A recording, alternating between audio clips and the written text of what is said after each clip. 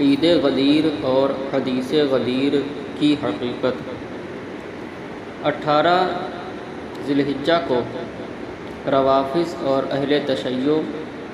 عید غدیر مناتے ہیں اور اس کی وجہ یہ بتاتے ہیں کہ اسی دن غدیر خم کے مقام پر رسول کریم صلی اللہ تعالیٰ علیہ وسلم نے مولائے کائنات حضرت علی کرم اللہ تعالیٰ وجہہ کے بارے میں من کنت مولاہ فعلی بن مولا، یعنی جس کا میں مولا ہوں علی بھی اس کے مولا ہیں، یہ فرما کر آپ کو منصب امامت و خلافت سے نوازا۔ یہی وجہ ہے کہ وہ اس دن اس حدیث کی بنیاد پر حضرت علی رضی اللہ تعالیٰ عنہ کو خلیفہ بلا فصل اور امام اول مانتے اور عید مناتے ہیں، لیکن حقیقت شاید یہ ہے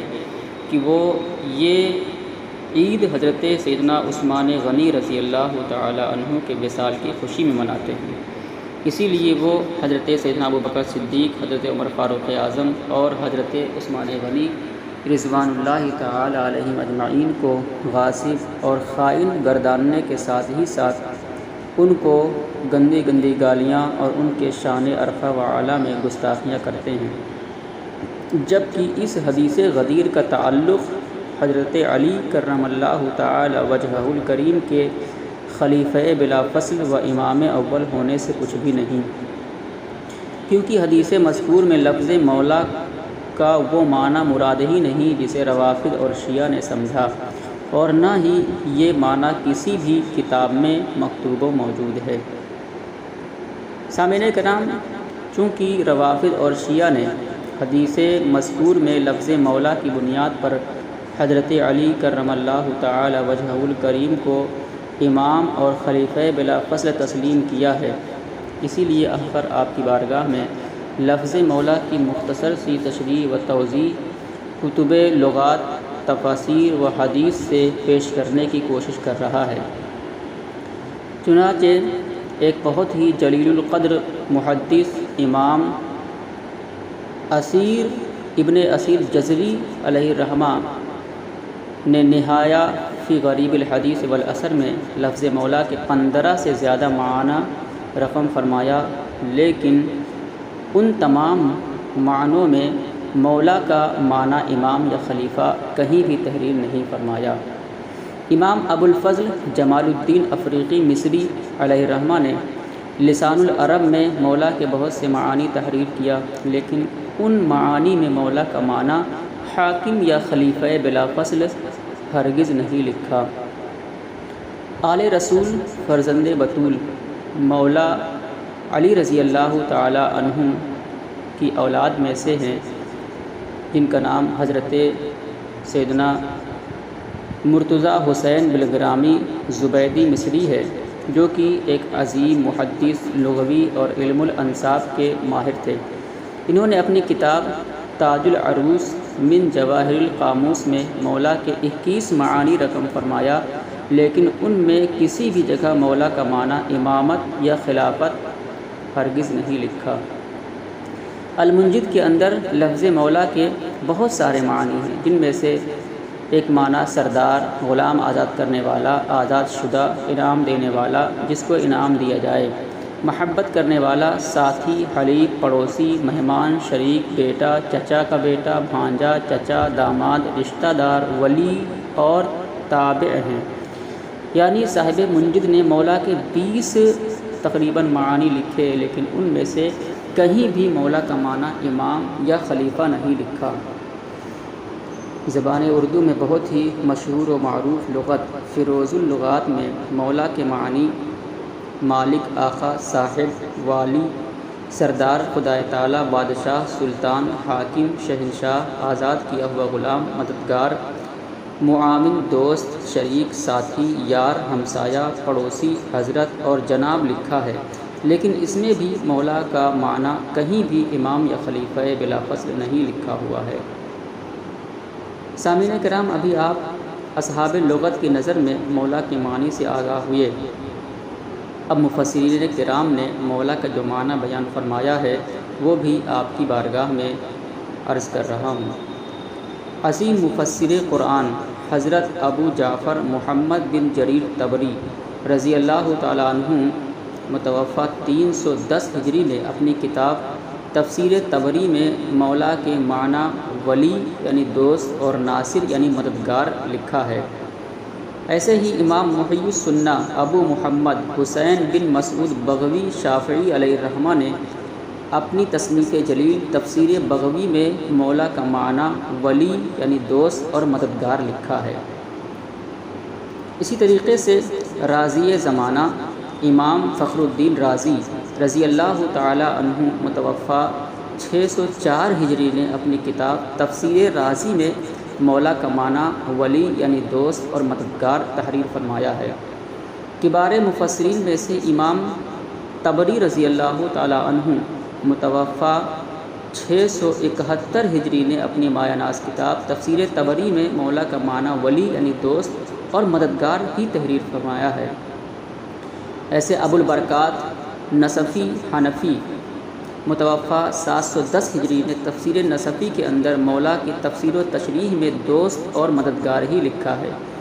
اسی طرح صاحب تفسیر خازن امام علاء الدین خازن شافعی علیہ الرحمہ متوفہ 741 ہجری نے لباب التاویل فی معانی التنزیل جو کہ تفسیر خازن سے مشہور و متعارف ہے، اس میں فرمایا مولا کا معنی دوست اور مددگار ہے۔ مذکورہ 6 مفسرین عظام نے مولا کا معنی دوست اور مددگار ہی لکھا۔ اب ان مفسرین کرام کو بھی سماعت فرمائیں جنہوں نے مولا کا معنی صرف اور صرف مددگار تحریر فرمایا ہے۔ چنانچہ امام ناصر الدین بیضاوی شافعی رضی اللہ تعالیٰ عنہ متوفہ 691 ہجری نے اپنی بہت ہی معتبر و مستند کتاب تفسیر بیضاوی میں مولا کا معنی ناصر یعنی مددگار لکھا ہے۔ خطیب المفسرین قاضی القضات مفتی سلطنت عثمانیہ شیخ ابو سعود حنفی رضی اللہ تعالیٰ عنہ متوفہ 982 ہجری نے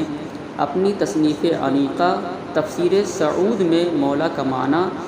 صرف اور صرف ناصر تحریر فرمایا ہے۔ ایسے ہی خاتم المحققین عمدۃ المدققین مرجع اہل عراق و مفتی بغداد علامہ ابو الفضل شہاب الدین سید محمود آلوسی بغدادی رضی اللہ تعالیٰ عنہ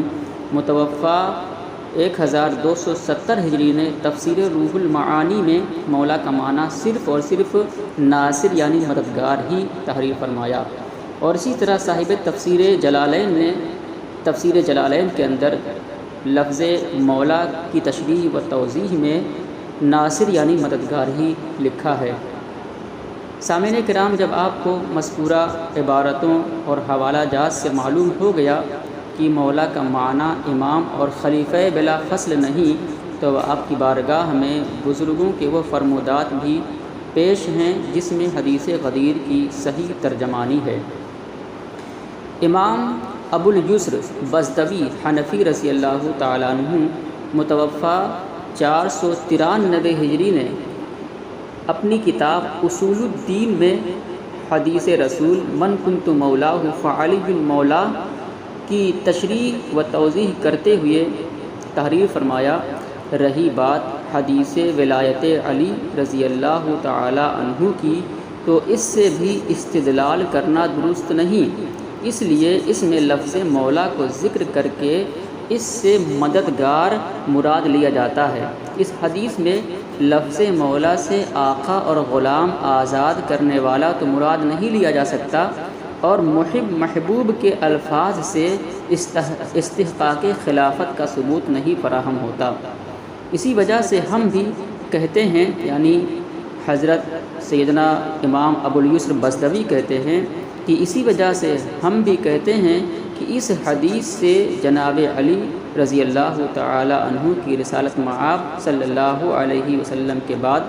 خلافت کا استحقاق ثابت نہیں ہوتا، یعنی اس حدیث غدیر سے حضرت علی رضی اللہ تعالی عنہ کی خلافت ثابت نہیں ہوتی۔ ایسے ہی سراج الہند حضرت شاہ عبد العزیز محدث دہلوی علیہ الرحمہ نے تحفہ اثنا عشریہ میں اس حدیث کا مطلب حضرت علی کی دوستی کو واجب ٹھہرانا اور دشمنی سے ڈرانا لکھا ہے۔ یعنی آقا کریم صلی اللہ تعالیٰ علیہ وسلم نے جو یہ ارشاد فرمایا کہ میں جس کا مولا ہوں علی بھی اس کے مولا ہیں، اس حدیث پاک کے تحت شاہ عبدالعزیز محدث دہلوی علیہ رحمہ فرماتے ہیں کہ اس حدیث پاک میں تو آقا کریم علیہ الصلوۃ والتسلیم نے حضرت علی کی محبت کو ضروری اور واجب ٹھہرایا ہے اور دشمنی سے ڈرایا ہے۔ بحقیہ وقت قاضی ثناء اللہ پانی پتی متوفہ 1225 ہجری نے من کنت مولا فعلی المولا کے تحت سیف المسلول میں فرمایا، حدیث مذکور میں مولا سے مراد محبوب ہے۔ حدیث کے آخری دعائیہ الفاظ اس پر قرینہ ہیں۔ حدیث میں کوئی لفظ ایسا موجود نہیں جو اس بات کا قرینہ بن سکے کہ مولا سے مراد امام ہے۔ رسول کریم صلی اللہ تعالیٰ علیہ وسلم کا یہ فرمانا کہ میں جس کا مولا ہوں، اس کے بعد والی بات کو سامعین کے ذہن میں پختہ کرنے کی غرض سے ہے۔ اگر حضور اکرم صلی اللہ تعالیٰ علیہ وسلم اس موقع پر امامت علی ہی کا اعلان فرما رہے ہوتے تو اس سے صریح اور واضح تر لفظ میں امامت علی کا اعلان فرماتے۔ اس کو سیف المسلول 245 صفحہ پر تحریر فرمایا۔ امام اہل سنت اعلیٰ حضرت امام احمد رضا خان علیہ رحمۃ الرحمن نے مطلع القمرین میں ارشاد فرمایا کہ جس کا میں مولا ہوں اس کا یہ مولا، الہی دوست رکھ اسے جو دوست رکھے اور دشمن رکھ اسے جو اسے دشمنی کرے۔ فرماتے ہیں یہ حدیث صحیح ہے اور اس میں بعض علماء شان نے جو کلام کیا مقبول نہیں، مگر تفضیلیہ یا رافضہ کا مطلب اس سے کچھ نہیں نکلتا۔ اعلیٰ حضرت رضی اللہ تعالیٰ عنہ فرماتے ہیں کہ یہ حدیث پاک جو آقا کریم علیہ السلام کی ہے، من کنت مولا فعلی المولا، یہ حدیث تو صحیح ہے، اس پر بعض علماء ذوی الاحترام نے جو کلام کیا ہے وہ مقبول نہیں، یعنی اس کے صحت پر کوئی کلام نہیں ہے، یہ صحیح ہے، لیکن اس سے روافض یا تفضیلی جو حضرت علی رضی اللہ تعالی عنہ کی خلافت ثابت کرتے ہیں اور وہ یہ کہتے ہیں کہ حضرت علی رضی اللہ تعالی عنہ ہی پہلے خلیفہ ہیں، فرمایا اس سے ان کا مطلب حاصل نہیں ہوتا۔ حضرت پیر سید مہر علی شاہ علیہ الرحمہ نے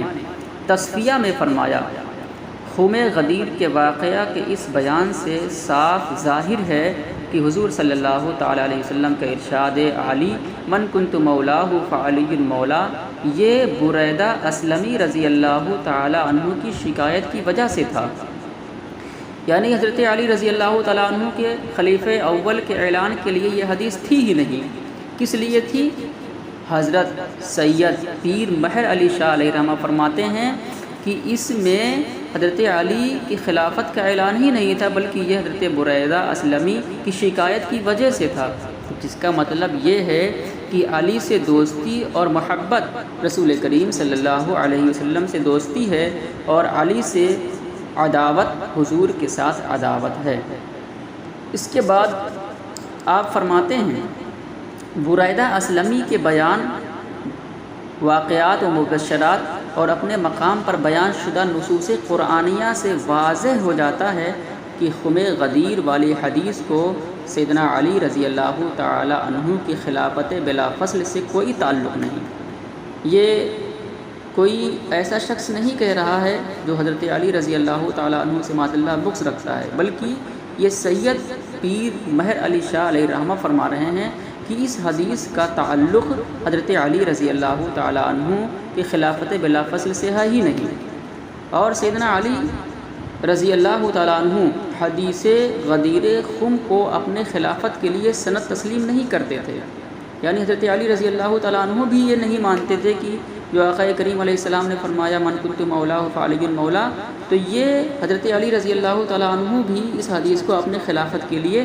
سند نہیں مانتے تھے۔ اس کو پیر مہر علی شاہ علیہ رحمہ نے تصفیہ ما بین سنی و شیعہ صفحہ نمبر 33 اور 34 پر ارشاد فرمایا ہے۔ حکیم الامت مفتی احمد یار خان نعیمی علیہ الرحمہ مرآت المنادی شرح مشکات المصابیح میں من کنت مولاہ فعلی مولا کے تحت لکھتے ہیں کہ یہاں بھی مولا بمعنی خلیفہ نہیں بلکہ بمعنی مددگار یا بمعنی دوست ہے۔ اگر مولا بمعنی خلیفہ ہو تو بتاؤ کہ حضور صلی اللہ تعالی علیہ وسلم کس کے خلیفہ تھے، اور جو لوگ حضور کے زمانے میں شہید یا فوت ہوئے ان کے علی خلیفہ کیسے ہوئے؟ یعنی یہاں پر حضرت مفتی احمد یار خان نعیمی علیہ الرحمہ نے ایک بہت بڑی بات ارشاد فرمائی کہ اگر خلیفہ ہی مراد ہے تو حضور کس کے خلیفہ تھے، اور اگر اس سے مراد خلیفہ ہے اور اس حدیث پاک میں حضرت علی کے خلافت کا اعلان کیا گیا ہے، تو جب حضرت علی حضور کے خلیفہ ہیں تو حضور صلی اللہ تعالیٰ علیہ وسلم کے زمانے میں یا اس کے بعد جو نبی کریم صلی اللہ تعالیٰ علیہ وسلم کے صحابہ ہیں وہ جو وفات پا گئے اور شہید ہوئے ان کے خلیفہ حضرت علی کیسے ہو گئے؟ جبکہ آقا علیہ السلام نے ارشاد فرمایا کہ میں جس کا مولا ہوں، اگر روافظ کے معنی کے اعتبار سے لیا جائے تو یہ ہوگا کہ میں جس کا خلیفہ ہوں علی اس کے خلیفہ ہیں، حالانکہ جو فوت ہو گئے، جن کی وفات ہو گئی، جو شہید ہو گئے، تو ان کے خلیفہ حضرت علی کیسے ہوئے؟ تو اس کو مفتی احمد یار خان نعیمی علیہ الرحمہ نے فرمایا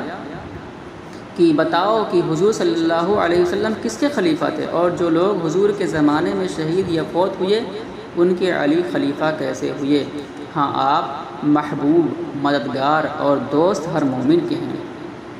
اس کو مرآت المنادی شرح مشکات المصابیح کے اندر جلد نمبر 8 اور صفحہ نمبر 347 پر ذکر فرمایا ہے۔ اس حدیث کے متعلق مزید تفصیلی گفتگو کرتے ہوئے حضرت پیر سید مہر علی شاہ علیہ الرحمہ فرماتے ہیں، اس حدیث شریف کی تقریب کے متعلق یعنی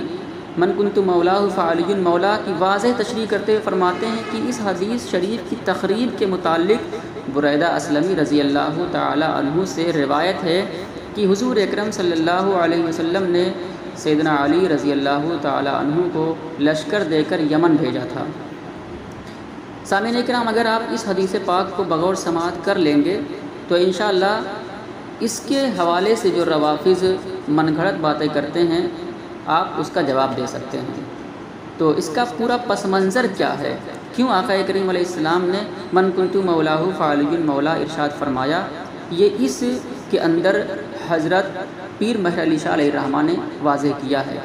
فرماتے ہیں کہ اس حدیث شریف کی تقریب کے متعلق بریدہ اسلمی رضی اللہ تعالیٰ عنہ سے روایت ہے کہ آقا کریم علیہ السلام نے سیدنا علی رضی اللہ تعالیٰ عنہ کو لشکر دے کر یمن بھیجا تھا، اور بریدہ اسلمی یہ بھی اس لشکر میں تھے۔ فرماتے ہیں فتح کے بعد جب خمس یہ مال غنیمت کا وہ حصہ ہوتا ہے جو حضور صلی اللہ علیہ وسلم اور اہل بیت اطہار کے لیے ہوتا ہے، کہتے ہیں جب خمس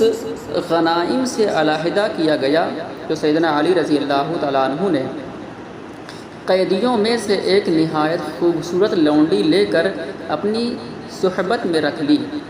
ان کے ایسا کرنے سے میرے دل میں یعنی حضرت بریدہ اسلمی کے دل میں ان کی طرف سے کدورت اور انکار پیدا ہوا۔ بریدہ اسلمی کہتے ہیں میں نے خالد بن ولید رضی اللہ تعالیٰ عنہ سے کہا تم نے دیکھا یہ مرد، یعنی حضرت علی رضی اللہ تعالیٰ عنہ کی طرف اشارہ کر کے فرمایا تم نے دیکھا یہ مرد کیا کر رہا ہے؟ اور سیدنا علی رضی اللہ تعالیٰ عنہ سے بھی میں نے کہا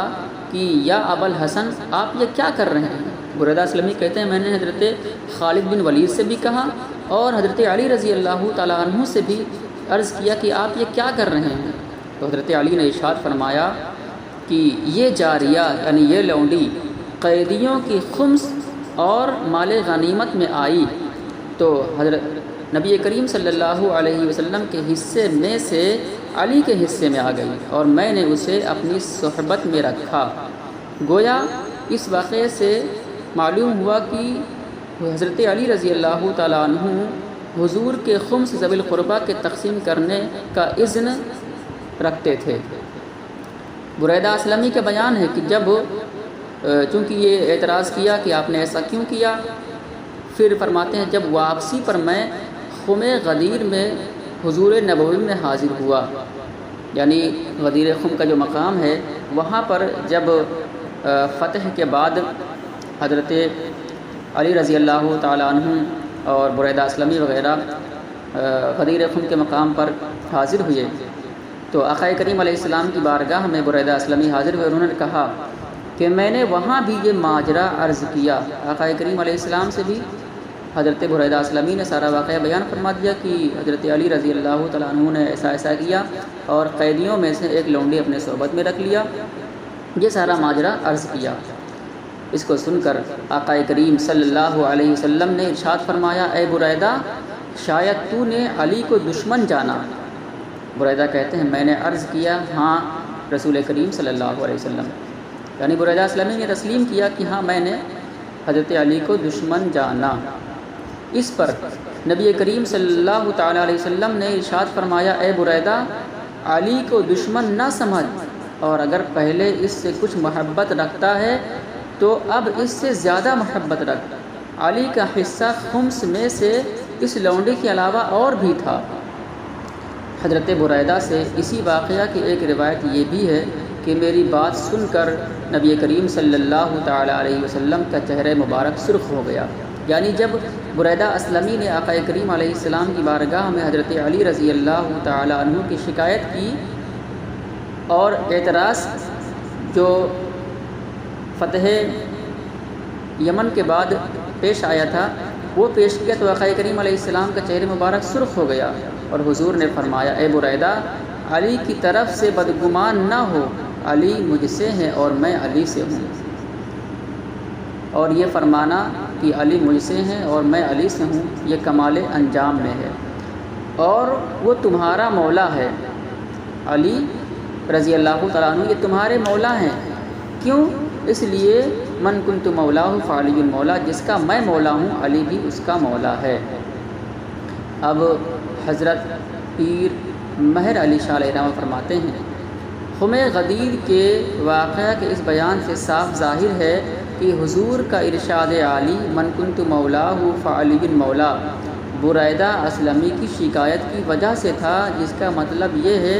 کہ علی سے دوستی اور محبت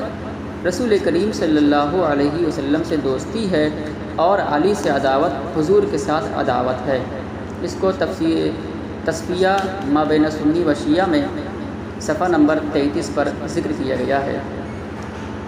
اس واقعے سے روز روشن کی طرح عیاں ہوا کہ حدیث غدیر کا مقصد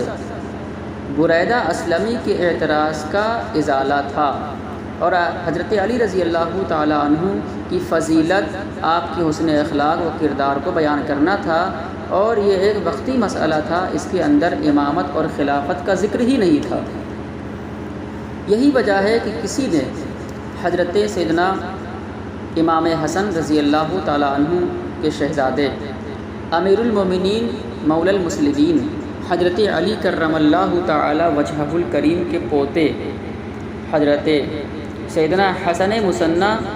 رضی اللہ تعالیٰ عنہ متوفی 97 ہجری سے کہا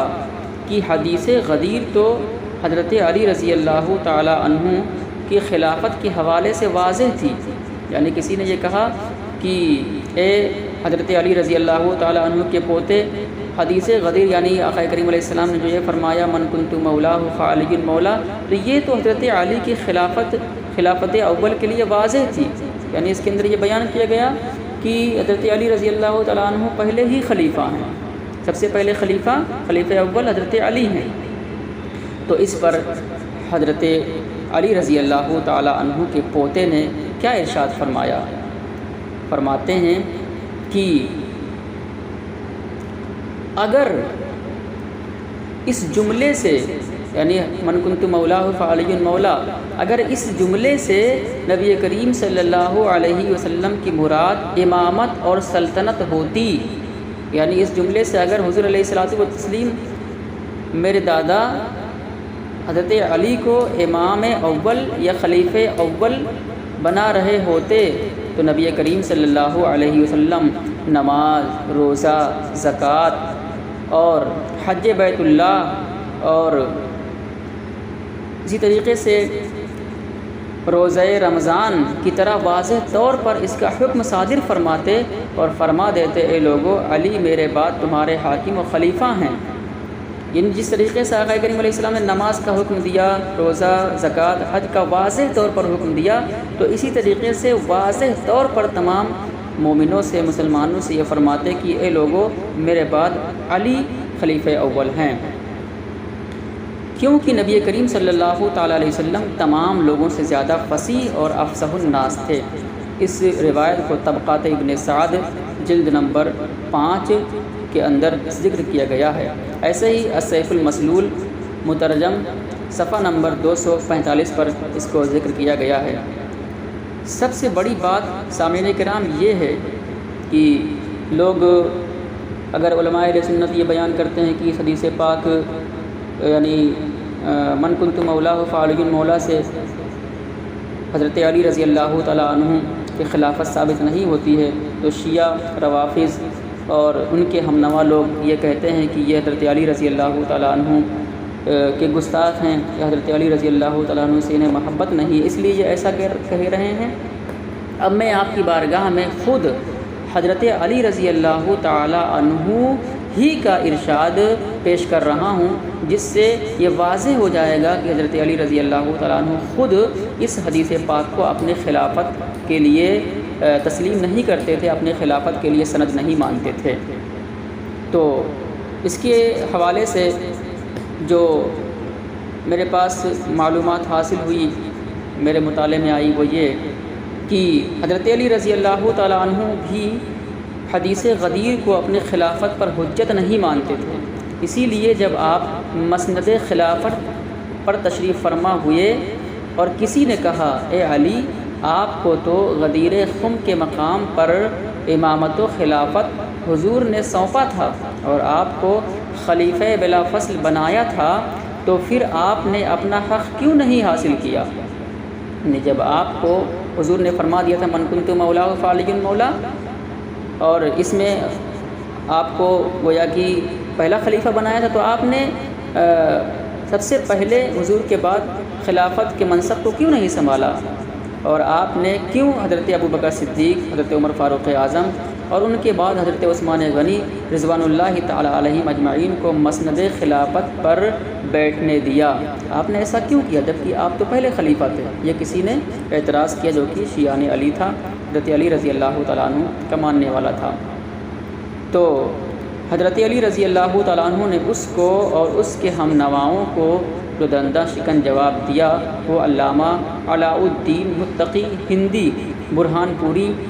متوفہ 975 ہجری نے اپنی کتاب کنز العمال فی سنن الاقوال والافعال میں اس طرح تحریر فرمایا ہے، جس کا ترجمہ آپ کی بارگاہ میں پیش ہے۔ وہ یہ قیس بن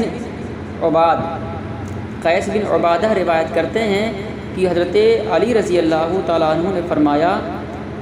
قسم ہے اس ذات کی جو دانے سے شگوفہ نکالتا ہے۔ یعنی جب مسند خلافت پر حضرت علی رضی اللہ تعالیٰ عنہ تشریف فرما ہوئے اور خلیفہ چہارم ہوئے، تو جب کسی نے یہ اعتراض کیا کہ آپ پہلے خلیفہ تھے، آپ نے اتنا انتظار کیوں کیا اور حضرت ابوبکر صدیق کو پھر عمر فاروق اعظم کو مسند خلافت پر کیوں بیٹھنے دیا؟ آپ پہلے بیٹھنا چاہیے تھا آپ کو۔ تو حضرت علی رضی اللہ تعالیٰ عنہ نے باقاعدہ قسم کھا کر کے ارشاد فرمایا کہ قسم ہے اس ذات کی جو دانے سے شگوفہ نکالتا ہے اور شگوفہ کو درخت بناتا ہے، قسم ہے اس ذات کی جو روحوں کو پیدا کرنے والا ہے، اگر نبی کریم صلی اللہ تعالیٰ علیہ وسلم نے خلافت کے بارے میں مجھ سے کوئی بھی عہد لیا ہوتا، مجھ سے خلافت کے بارے میں آقا کریم علیہ السلام نے کوئی بھی عہد لیا ہوتا تو مسند خلافت کو حاصل کرنے کے لیے میں لڑائی کرتا، اور ابوبکر صدیق رضی اللہ تعالیٰ عنہ کو پورے منبر رسول پر بیٹھنا تو درکنار ان کو ایک سیڑھی پر بھی نہ بیٹھنے دیتا۔ یہ حضرت علی رضی اللہ تعالیٰ عنہ نے واضح کر دیا کہ اگر میں نے اپنے باری کا انتظار کیا ہے اور حضرت ابوبکر صدیق کو، پھر عمر فاروق اعظم کو، پھر عثمان غنی کو خلیفہ تسلیم کیا ہے تو اس لیے کیا ہے کیونکہ انہی کا نمبر ہی تھا اور میرا نمبر چوتھے مقام پر تھا، اس لیے میں نے انہیں خلیفہ تسلیم کیا۔ اگر آقا کریم علیہ السلام مجھے خلیفہ بناتے یا کسی بھی طریقے سے عہد لیتے کہ میں پہلا خلیفہ ہوں تو میں اس منصب کو ضرور حاصل کرتا اور کسی کو بھی ابوبکر صدیق کو منبر رسول پر بیٹھنے نہ دیتا۔ اس روایت کو کنز العمال فی سنن الاقوال والافعال حدیث نمبر 14152 پر تحریر کیا گیا ہے اور اس کا جلد نمبر 5 صفحہ نمبر 656 ہے۔ ان دلائل و شواہد کے باوجود روافض، شیعہ اور ان کے ہمنوا اگر اب بھی اس بات پر بضد ہیں کہ حدیث غدیر میں مولا سے مراد امامت و خلافت ہی ہے، تو احقر کہتا ہے کہ وہ ان احادیث کو سامنے رکھ کر فیصلہ کریں جس میں رسول کریم صلی اللہ علیہ وسلم نے حضرت علی رضی اللہ تعالی عنہ کے علاوہ کسی دوسرے صحابی کو بھی مولا فرمایا ہے، یا خود کسی صحابی نے اپنے آپ کو حضور کا مولا فرمایا ہے۔ مثلا حضور اکرم صلی اللہ علیہ وسلم نے زید بن حارثہ کو اپنا مولا فرمایا، اور یہ روایت بخاری شریف میں اس طرح موجود ہے کہ قال البراء عن النبی صلی اللہ علیہ وسلم انت مولانا و اخونا۔ حضرت برا رضی اللہ تعالیٰ عنہ نے نبی کریم علیہ السلام سے نقل کیا کہ حضور نے زید بن حارثہ سے فرمایا تم ہمارے بھائی اور ہمارے مولا ہو۔ تو یہ بخاری شریف کی حدیث 3730 پر ہے، اور یہ کتاب الفضائل صحابہ باب مناقب زید بن حارثہ میں ہے۔ اس کے اندر نبی کریم علیہ السلام نے زید بن حارثہ کو کیا کہا؟ مولانا و اخونا، انت مولانا و اخونا، آپ ہمارے مولا ہیں اور ہمارے بھائی ہیں۔ اس حدیث پاک کو وہ سامنے رکھیں۔ ایسے ہی حضرت سفینہ نے خود کو رسول کریم علیہ السلام کا مولا فرمایا، جیسا کہ ابن منقدر سے روایت ہے کہ رسول کریم صلی اللہ علیہ وسلم کے آزاد کردہ غلام حضرت سفینہ رضی اللہ تعالی عنہ سرزمین روم میں لشکر سے بچھڑ گئے، سرزمین روم میں لشکر سے بچھڑ گئے یا انہیں قید کر لیا گیا۔ جب انہیں قید کر لیا گیا، جب وہ لشکر سے بچھڑ گئے تو انہیں قید کر لیا گیا، وہ لشکر کے تلاش میں ادھر ادھر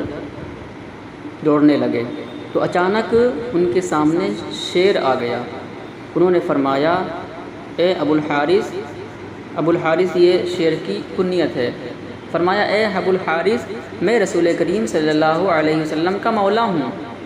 میرے ساتھ یہ مسئلہ بنا ہے۔ شیر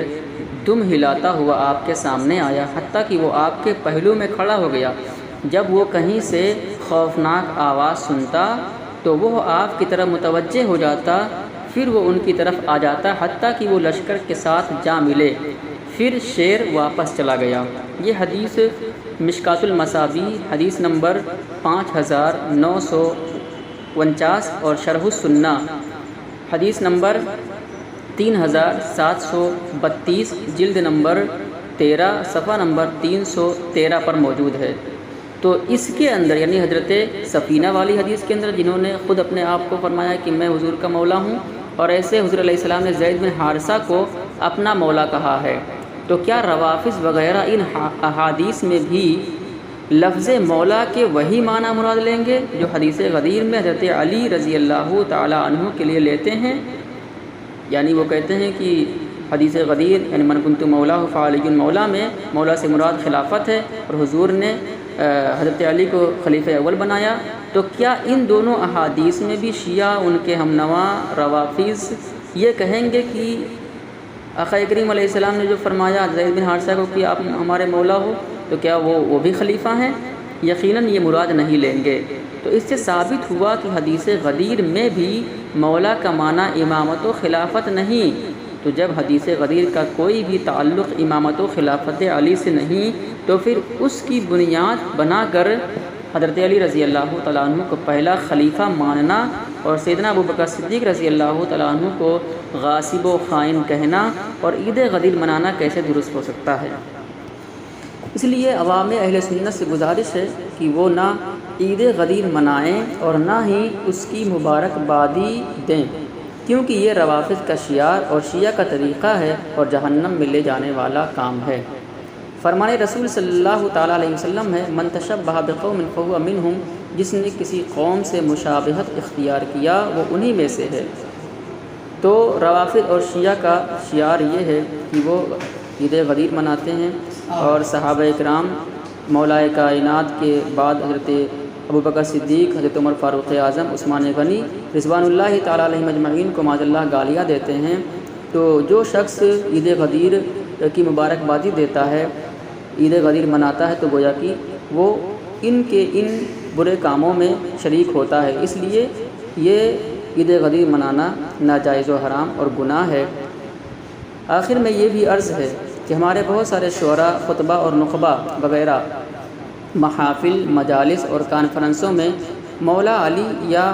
علی مولا کا نعرہ لگاتے ہیں اور لگواتے ہیں، اور لگوانا بھی چاہیے، کیونکہ مولا علی کرم اللہ تعالی وجہہ الکریم صرف مولا ہی نہیں بلکہ مولا المومنین والمسلمین اور مولائے کائنات ہیں۔ لیکن دور حاضر میں مولا علی یا علی مولا کا نعرہ لگاتے وقت یہ واضح کر دینا بھی بہت ہی ضروری ہے کہ سنی جو حضرت علی کو مولا علی کہتے ہیں وہ اس لیے نہیں کہ حضرت علی رضی اللہ تعالیٰ عنہ خلیفہ بلا فصل یا امام اول ہیں، بلکہ اس لیے مولا کہتے ہیں کیونکہ حضرت علی رضی اللہ تعالیٰ عنہ سارے مومنوں کے دوست اور مددگار ہیں، لہذا جو بھی آپ کو پہلا خلیفہ مانتا ہے وہ اجماع امت اور بہت سی نصوص کے مخالفت کرنے والا اور بحکم شرع گمراہ و بد مذہب ہے۔ اللہ تعالیٰ کی بارگاہ میں دعا ہے کہ مولا تبارک و تعالیٰ ہم تمام سنی مسلمانوں کو احکام خداوندی اور نبی کریم علیہ السلام کے فرمودات، صحابہ کرام کے طریقے پر عمل